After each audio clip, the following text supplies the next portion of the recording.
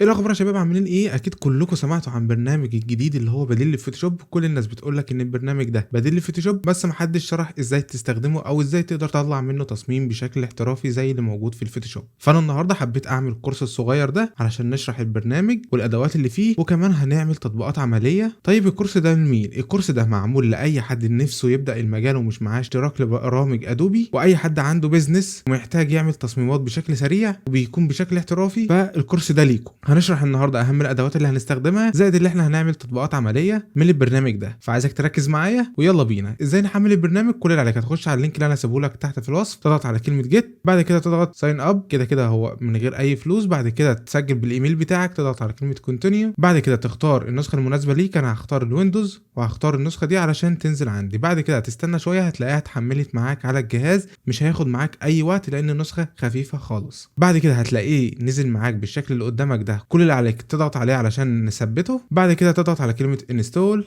بعد كده تضغط على كلمه يس، وهتستنى شويه وحرفيا هتلاقيه اتثبت معاك في ثواني. تضغط على كلمه اوكي. تثبيته سهل وبسيط ومش محتاج منك اي امكانيات عاليه. ده حرفيا اقوى بديل حاليا للفوتوشوب. هتستنى شويه عليه كده لحد ما يتثبت عندك على الجهاز، وفي ثواني هتلاقيه اتثبت عندك وعمل لك كمان الشورت كات بتاعه. بعد كده تضغط على تقفله عادي كده من هنا. بعد كده نفتح بقى البرنامج سوا مع بعض لاول مره. اول لما تضغط عليه بس كليك هتلاقيه فتح معاك الواجهه دي، وهيطلب منك تسجيل الدخول تاني. مش مشكله، تضغط هنا، تضغط اللي هو هيفتح عندك في البراوزر، مفيش اي مشكله. تضغط على كلمه كونتينيو وهتستنى بس شويه، وبس كده هيكون معاك البرنامج جاهز اللي انت تشتغل عليه. دي كده الواجهه اللي هي هتفتح معاك بعد ما تكون سجلت بالايميل بتاعك. ازاي بقى نقدر نفتح اول مقاس، او ازاي نفتح المكان اللي احنا هنشتغل فيه اصلا؟ الموضوع بسيط. شايف علامه الزائد اللي فوق دي؟ كل اللي عليك هتضغط عليها، هتلاقيها كلمه نيو، تضغط عليها هيفتح لك هنا واجهه. على الجنب الشمال اللي قدامك دي هتلاقي مقاسات للحاجات ستاندرد جاهزه، زي الورق الاي 4 لو انت شغال في المطبوعات، وهنا لو محتاجها بالعرض او بالطول. يعني هنا لو عايز الورق الاي 4 بالطول او هنا بالعرض هيديك كده شويه مقاسات. فاحنا مش هنحتاج الكلام ده دلوقتي. عايزك بقى تركز لي على الجنب اليمين. اول حاجه هنختار من هنا وحدة القياس اللي احنا بنشتغل بيها. اكتر حاجة هتستخدمهم اللي هي البكسل وكمان السنتيمتر. السنتيمتر بنستخدمها في المطبوعات، والبكسل لو هتشتغل مثلا تصميمات سوشيال ميديا، صور مصغرة او حتى كفر للفيس او بتعمل اعلان لاي حاجة. على سبيل المثال هنختار مثلا بكسل، بعد كده بتختار المقاس اللي انت محتاجه. على سبيل المثال انا هعمل 1920 في 1080. من هنا بتختار مود الالوان سواء للمطبوعات او الميديا. عندك هنا سيم واي كي لو انت هتشتغل مطبوعات، احنا هنسيبها ار جي بي. بعد كده محتاجك تفعل الخيار ده علشان يديك خلفيه شفافه، عشان لما تيجي تضيف عناصر او تمسح اي خلفيه تعرف انها اتمسحت ولا لا. ده هنحتاجه قدامه، هعرفك ازاي تقص وكل ده. كل اللي عليك هتفعل الخيار ده بس. بعد كده تضغط على كلمه كرييت، ودي كده الواجهه اللي هتفتح معاك. اكيد اول لما تشوفها هتتخض منها، هتقول ايه الكلام ده كله؟ بس انا هبسط لك كل حاجه واحده واحده. تعال نفصل شريط من اللي قدامك ده. عندنا هنا من الشريط ده كل اللي انت هتحتاجه في البداية، اللي انت هتعرف ان من هنا تقدر تعمل كمان فايل. يعني انت لو عايز تفتح كمان بروجكت تقدر تيجي على كلمة فايل وتضغط كلمة نيو، وهيفتح معاك كمان بروجكت بالمقاسات اللي انت محتاجها. وكمان من كلمة فيو لو في اي حاجة نقصت معاك او عايزين نزودها في التصميم من اي اداة هنا لو اختفت نقدر نظهرها من كلمة فيو، وده هنشوفه قدام. يعني من الشريط اللي فوق ده مش هنحتاج منه غير حاجتين، الفيو وكلمة فايل بس كده. نخش بقى على الشريط اللي بعده. ده بيديك زي 3 برامج في برنامج واحد. عندنا الفيكتور وكمان البيكسل وكمان اللي اوت والكانفا اي اي. ده محتاج اشتراك ملناش دعوه بيه. احنا كل التركيز اللي انا عايزك تركز عليه كلمه بيكسل، ده اللي هو شبه الفوتوشوب. هنشرح كل حاجه بالتفصيل فما تقلقش. يعني عرفنا من الشريط اللي فوق مش هنستخدم غير حاجتين، ومن هنا هنستخدم بس البيكسل. الموضوع بسيط، واحده واحده معايا. وهنا بيديك شوية معلومات عن البروجكت اللي انت فتحته، زي المقاس والمساحة بتاعته وكل ده عشان تعرفه وانت شغال. نخش على تالت شريط معانا وهو خاص بالادوات اللي موجودة هنا. كل اداة من اللي هنا مختلفة عن غيرها. يعني احنا لو مسكنا اي اداة من هنا هتلاقي الشريط ده بيختلف، لان كل اداة ليها خصائص معينة ولها اعدادات معينة فهتلاقيها هنا. فكده عرفنا اول شريط هنستخدم منه ايه. يا دوبك كلمة فايل عشان لو حابين نفتح بروجكت جديد، وكلمة فيو لو اي حاجة اختفت معانا وعايزين نظهرها. تاني شريط معانا هنستخدم بس كلمة بيكسل اللي هنفتح بها البرنامج اللي شبيه الفوتوشوب. تالت شريط معانا ده عرفناه لما هنيجي نستخدم اي اداة من الادوات دي هيختلف معانا على حسب الاداة اللي احنا هنمسكها. وهنا دي الادوات اللي احنا هنستخدمها. اكيد مش هشرح لك كل ده عشان برضو ما تتخضش. انا هشرح لك الادوات اللي انت هتستخدمها بس واللي انت هتحتاجها. وبعد كده هتلاقي الشريط الصغير ده بتاع ايه. لو ركزت هنا مع كل اداة هتلاقي فيها سهم صغير. اول لما انت هتقف على الاداة هتلاقي الشريط ده بيظهر لك كل الحاجات اللي مستخبية جواه. بدل ما تضغط، يعني ده بيسهل عليك، بدل ما تضغط ضغطة مطولة عشان تطلع كل حاجة مستخبية جوه الأداة دي، لا انت يا دوبك بس تقف عليها هتلاقيه يطلع لك هنا زي اختصار كده. ده هيسهل عليك الشغل وانت شغال. نخش بقى على الجنب اليمين، مش عايزك تتخض منه خالص خالص خالص. الحاجة الوحيدة حرفيا اللي احنا هنستخدمها دلوقتي اللي هو موضوع اللاير ده. تقدر تشدها من هنا وتخليها في حتة لوحدها، وكل ده لو انت عايز تقفله مفيش اي مشكلة. تقفله منين؟ كل اللي عليك هتيجي على السهم اللي مشاور لتحت ده وتضغط على كلمة كلوز. تضغط هنا وبعد كده تروح برضو على كلمة كلوز. تقدر بقى تقفل كل ده وانت شغال. يعني كده كل دي حاجات مش هتحتاجها دلوقتي، هيكون ليها شرح متقدم لما يجي دوره هنشرحه. كده بقت الواجهة معاك بسيطة خالص خالص خالص. كده هنا اللاير اللي احنا هنستخدمها في التصميم بتاعنا، عرفنا هنستخدم من كل شريط ايه. هنا الادوات، كده هنا مساحة العمل اللي احنا هنستخدمها. تمام. في اختصار كمان في الاول كده عايزك تعرفه. احنا مثلا لو عملنا سكرول كده وبعدنا كمان، عشان تعمل سكرول كل اللي عليك هتضغط على زرار الكنترول وتعمل كده بالبكرة اللي موجودة في الماوس، هتلاقيك بتبعد او بتعمل زوم لقدام كده او كده. طيب لو انت بعدت او رحت يمين او شمال وعايز ترجع التصميم قدامك، كل اللي عليك هتضغط على كنترول 0، هتلاقي التصميم كله جه قدامك. تعالى كده ابسط لك الامور تاني.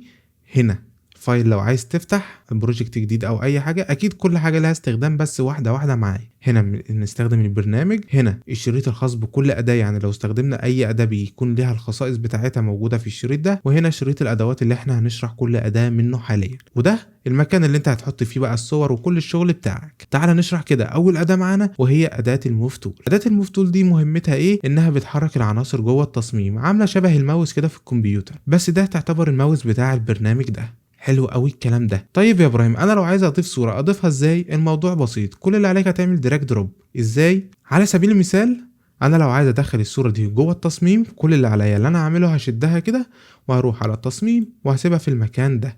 بس كده الموضوع سهل قوي قوي. تعال نشد مثلا كمان صوره على سبيل المثال. هشد الصوره دي واروح على البرنامج وهسيبها، هتلاقيها جت معانا هنا. لو عايز اقف مثلا على الصوره الاولانيه، كل اللي عليا هروح اقف عليها كده واحرك. نفس الكلام على اللاب ده. يعني اداة الموف اهميتها ايه؟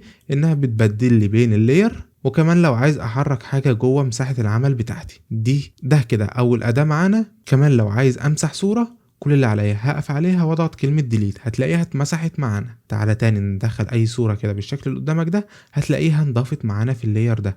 طيب ايه اصلا موضوع اللاير ده قبل ما نخش على باقي الادوات؟ موضوع اللاير ده عامل شبه المبنى. اي مبنى في الدنيا عامل زي دور اول، دور تاني، دور تالت. يعني ايه الكلام ده؟ على سبيل المثال ده الدور الاول، لو شديناه لفوق كده هتلاقيه طلع فوق الدور التاني، فبالتالي الصورة اللي تحت دي اختفت. عايزين نظهرها، هتمسك كده الطبقة دي وهتشدها لفوق.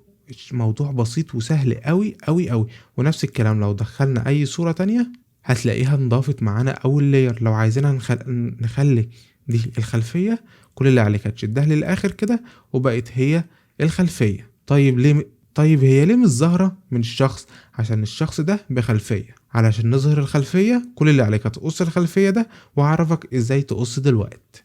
كل ده من جوه البرنامج. تعالى بقى نمسح كل الكلام ده ونرجع بقى لشرح الادوات. كده عرفنا اول اداة معانا اللي هي الاداة الموف تول لو عايزين نحرك اي حاجة جوه التصميم. نخش على تاني اداة معانا وهي اداة الكروب. دي بتعمل ايه؟ دي بتقص التصميم بتاعك. يعني ايه بتقص؟ دي مش بتقص الخلفية برضه عشان الناس ما تتلخبطش، دي بتقص التصميم ككل. احنا اول لما فتحنا المقاس فتحنا 1920 في 1080. لو عايز بقى اقص المقاس ده، هاجي امسك من هنا.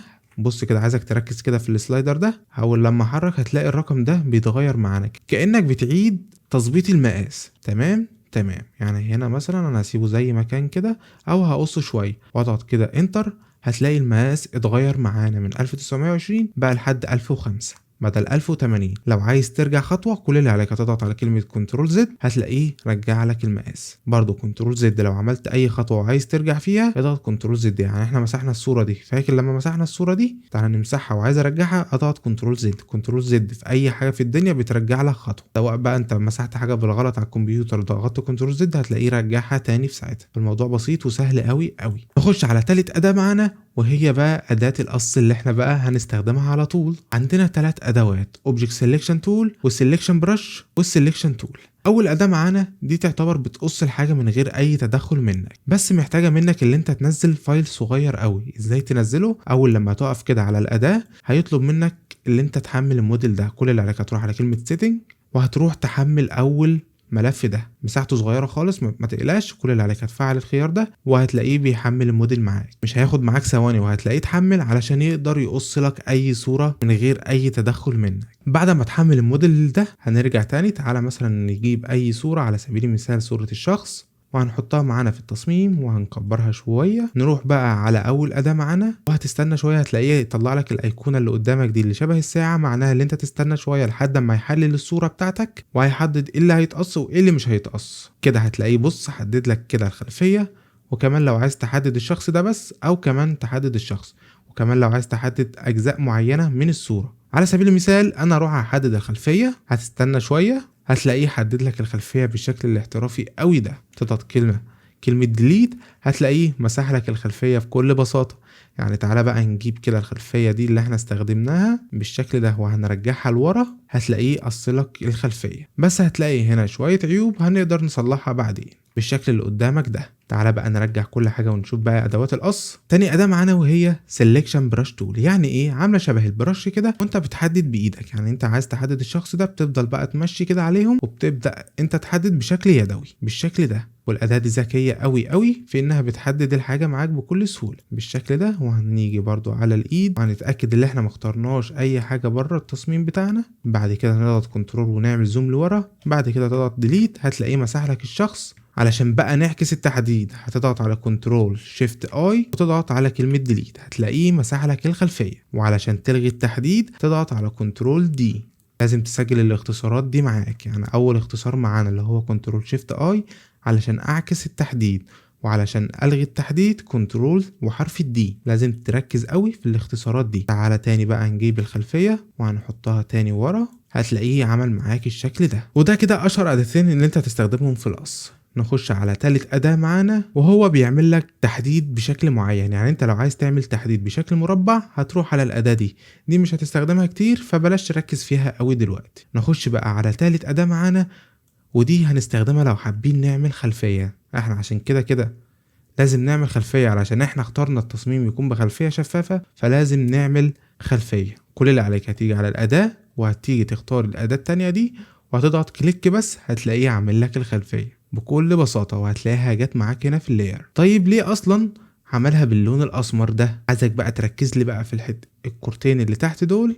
لو اخترنا اللون الاسمر اللي تحت ده وغيرنا اللون على سبيل المثال اللون الاحمر وجينا ضغطنا كليك هتلاقيه عمل لك اللون اللي انت اخترته تحت. يعني الاداة دي بتملى المكان ده كله باللون اللي انت هتختاره من الدايرة تحت. يعني تعال نغير تاني كده، هنختار مثلا درجة اللون الاصفر وهتيجي تضغط كليك هتلاقيه لون لك الخلفية بكل بساطة.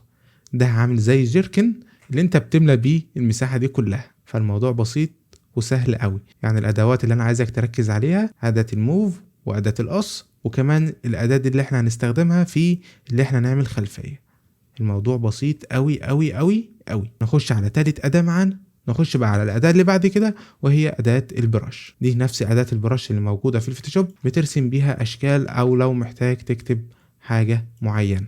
لها استخدامات معينة وهنعرفها بعد كده. وزي ما عرفتك اي اداة من اللي انت بتختارهم دول بيبقى ليهم خصائص هنا.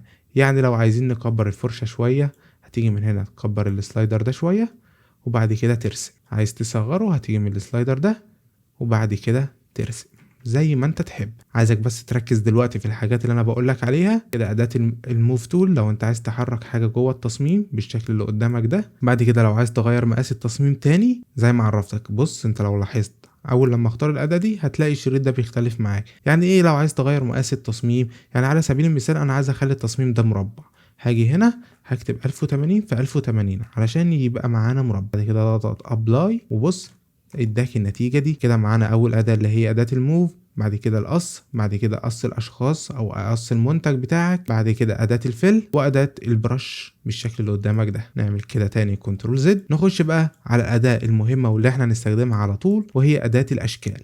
منين نجيبها؟ هتلاقيها بالشكل اللي قدامك ده على شكل دايرة او على اي شكل انت هتقف عليه. ممكن تلاقيها بالشكل المربع ده، مفيش اي مشكلة. علشان بقى ترسم مربع كل اللي عليك هتيجي تضغط رايت كليك وهترسم مربع بالشكل ده. هتلاقيه بقى معاك مستطيل. لو عايزه يعمل معاك مربع لو عايزه يرسم معاك بشكل مربع بالظبط اضغط شيفت. اي شكل لو انت عايزه يطلع بشكل مظبوط كل اللي عليك هتضغط شيفت وانت بترسم الشكل.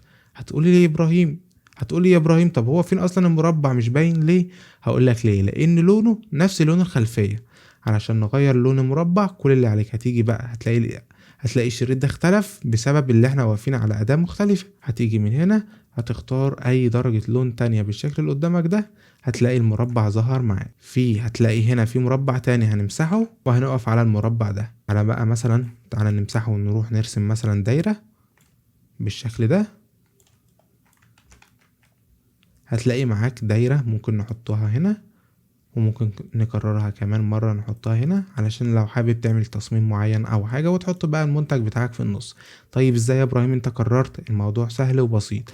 عايز تكرر اي عنصر مهما كان كل اللي عليك هتضغط عليه وانت واقف على اداة الموف تول وهتضغط على الت من الكيبورد وهتشد كده هتلاقيه خد معاك نسخة من اي حاجة حرفيا. يعني تعالى مثلا نجيب اي صورة. انا مثلا هجيب صورة اللابتوب ده واحطها هنا على سبيل المثال، وعشان اخد من اللابتوب ده كمان نسخة هاجي على الالت وهشدها كده لتحت.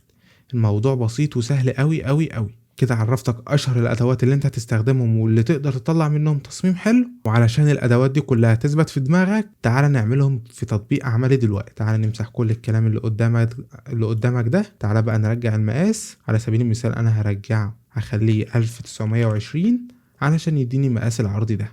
بعد كده هضغط على كلمة ابلاي. تعالى مثلا نعمل تصميم بسيط وسهل. على سبيل المثال انا هجيب الشكل ده، الخلفية دي احطها في التصميم بتاعي. تعالى نعدل بقى المقاس تاني نخليه مناسب للخلفية دي. على سبيل المثال فلنعتبر ان ده كفر فيس. تضغط على كلمة ابلاي.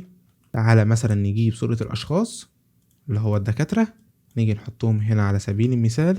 ليه بيتحرك معانا كده؟ لاننا واقفين على اداة مختلفة. فنروح نقف على اداة الموف تول وبعد كده نروح نكبر صورة الشخص تقف مع اي ركن من الاركان المربع اللي طلع قدامك ده لو عايز تكبر او تصغر. مثلا على سبيل المثال انا هخليه بالشكل ده. بعد كده هاجي على اداة الاوبجكت سيلكشن تول وهتستنى شوية لانه هتلاقيه طلع لك كده علامة الساعة دي. هتلاقيه سريع او بطيء معاك على حسب المعالج بتاع الكمبيوتر بتاعك. نقف مثلا على الخلفية وهتستنى شوية، تضغط على كلمة ديليت، تضغط كنترول دي علشان نلغي التحديد بقى، وهتلاقيه طلع لك شوية مشاكل زي دي نقدر نمسحهم بكل سهولة. منين؟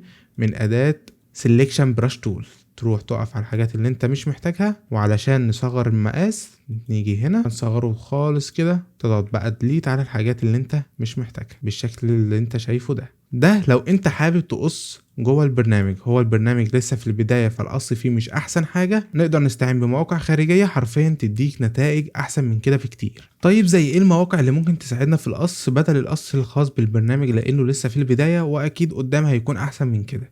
انا هسيب لك الموقع ده في الوصف. كل اللي عليك هتنزل تحت هتيجي على كلمة باك جراوند ريموف. بعد كده تختار الصورة اللي انت محتاجها او تقدر تيجي تعمل دراج دروب. بعد كده هتروح على كلمة ريموف بي جي وهتستنى شوية حرفيا في ثواني هيقص لك الصورة بشكل احترافي قوي قوي قوي احسن من البرنامج لحد ما يطوروه باذن الله. يعني بص كده على القص بشكل احترافي قوي قوي قوي ومش بيقلل من جودة الصورة خالص. تضغط على كلمة داونلود وهنروح ناخد الصورة هنحطها في البرنامج هتلاقيها اتقصت بشكل احترافي. نروح بقى نمسح الصورة اللي كانت معانا، نقف بقى على اللاير بتاع الشخصين دول بالشكل ده. نقدر برضو نعمل ايه عشان نحل التصميم اكتر؟ تقدر تيجي بالاشكال ترسم دايرة وهنحطها ورا الشخص بالشكل ده. هنخليها مثلا على سبيل المثال بلون ابيض. تعالى بقى نشرح برضو نقطة الالوان. لو انت حسيت ان نظام الالوان ده مش حلو او هيتوهك فافضل نظام الوان هتلاقيه اللي هو الهيو، نفس اللي في الفوتوشوب بالظبط. يعني ايه نظام الهيو ده؟ من هنا بتختار درجة اللون اللي انت محتاجها. على سبيل المثال يعني انت بص كده على شكل الكرة هتلاقي درجة اللون بتختلف معاك. ومن هنا لو عايز تختار ابيض او اسود او درجات لون غامقة او فاتحة، هنا احمر فاتح هنا احمر غامق. يعني افضل نظام الوان معاك هتلاقيه هنا الهيو. هنا بتختار درجة اللون. انا على سبيل المثال هختار اللون الابيض بالشكل اللي قدامك ده وهخليه اكبر كده الدايرة شوية وانا ضاغط على الشيفت وهحطها ورا الاشخاص بالشكل ده عشان يفصلهم برضو عن الخلفية، هيدينا شكل حلو قوي قوي. كمان نقدر نعمل ايه؟ نقدر نجيب مثلا اللابتوب بتاع الموقع، هنشد كده وهنروح نحطه في الابليكيشن، قصدي هنيجي نحطه هنا في التصميم. نقدر نعمل ايه كمان؟ نقدر نرسم مثلا مربع بشكل مستطيل كده هنا، ونقدر نعمل ايه؟ نغمق لونه، نختار درجة لون غامقة مثلا زي كده، حلو قوي قوي. وهنطلع طبقة اللابتوب هنا، ونقف على أداة الموف، هنكبر شوية اللابتوب وهنحطه هنا على سبيل المثال. تقدر بقى تكتب هنا انت شوية كلام. طيب هتقول لي يا ابراهيم انت ما قلتليش اكتب ازاي؟ الموضوع بسيط وسهل قوي قوي قوي. علشان تكتب اي حاجة في البرنامج، اول حاجة مش بيدعم اللغة العربية، دي من الحاجات الوحشة قوي في البرنامج. للأسف البرنامج لحد دلوقتي مش بيدعم اللغة العربية. يعني احنا لو جينا بأداة التكست هتلاقيها هنا، او تضغط حرف التي من الكيبورد لاختصار يعني، ونكبر كده الكلام وتكتب مثلا اهلا، هتلاقي الكلام طالع معكوس خالص خالص خالص. طيب ازاي انا عايز اكتب يا عم ابراهيم جوه البرنامج بالعربي؟ نعمل ايه؟ في موقع حلو هسيبهولك برضو تحت، تقدر تيجي هنا تكتب الكلام اللي انت عايزه كله، اهلا بيكم. تقدر بقى ده بيعكس لك الكلام، ناخد الكلام ده كده كوبي، هتروح هنا تعمل كنترول في، هتلاقيه كتب لك عربي. يعني احنا بايه؟ بنخش له من سكة تانية، بس هتلاقي كلام مش مظبوط بسبب الفونت. حاول تختار فونت بيقبل اللغة العربية زي كده، هتلاقي الفونت اتظبط معاه، لان لسه البرنامج لسه مش بيدعم اللغه العربيه. فدي الطريقه لو انت حابب تكتب جوه البرنامج باللغه العربيه. وزي ما عرفتك كل حاجه، اي اداه بتختارها من هنا هتلاقيها طلع لك ليها شويه اعدادات مختلفه. تعالى نشرح الاداه التكست عشان احنا لسه ما شرحناهاش. من هنا بتختار نوع الفونت زي ما انا عرفتك من شويه، يعني كده بنختار اي نوع فونت انت محتاجه. من هنا لو الخط ليه مثلا اوزان، يبقى الخط رفيع تخين زي كده، زي ما انت شايف هتلاقي الخط بيدخل معاك. هنا بتختار الحجم بتاع الفونت، كده مش هنحتاجه، احنا كده بنكبره وبنصغره من هنا اسهل. من هنا بقى بتختار اللون اللي انت محتاجه، على سبيل المثال انا هختار الابيض برضو. انت مثلا عايز تختار الاصفر، هتيجي من هنا تختار الاصفر كده. ومن هنا لو عايز لون فاتح او غامق زي ما انت تحب، اختار مثلا درجة الاصفر دي لو انت حابب. دي اكتر الحاجات اللي انت عايزك تعرفها دلوقتي. كده عرفنا اشهر الادوات اللي احنا ممكن نستخدمها اصلا في البرنامج. تعالى ناخدوها برضو مراجعة سريعة علشان ما تتوهش مني. هنا بتختار البرنامج اللي انت محتاجه، هنا شريط الخاص بالادوات، لان كل اداة ليها اعدادات خاصة بيها.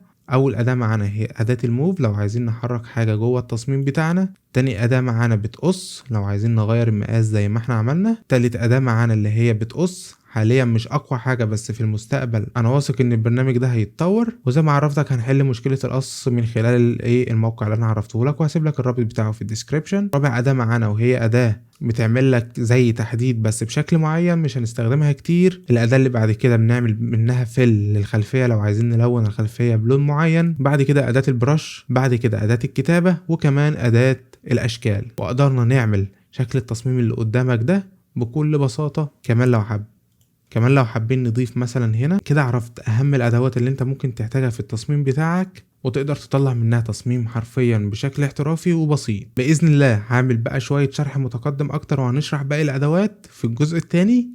لو محتاج الجزء التاني اكتب في الكومنتات، ولو في حاجة مش فاهمها او محتاج تصميم معين اكتب برضو تحت في الكومنت، وانا هعمل لك ليه فيديو مخصوص. انا عامل الشرح ده لاي حد بس خايف من البرنامج ومش عايز يبدأ فيه. لا، البرنامج بسيط وسهل، وعرفتك ازاي بتستخدمه، عرفتك اشهر الادوات اللي انت تقدر منها تعمل منها تصميم وديزاين حلو. عايزك تعمل نفس التطبيقات دي كلها وتروح تبعتهولي في الجروب بتاع التليجرام، هتلاقيه برضو تحت في الديسكريبشن. وعايزك تستنى بقى الحلقات اللي جايه من الكورس، هنشرح باقي الادوات وهنعمل تصميمات بشكل احسن من كده بكتير.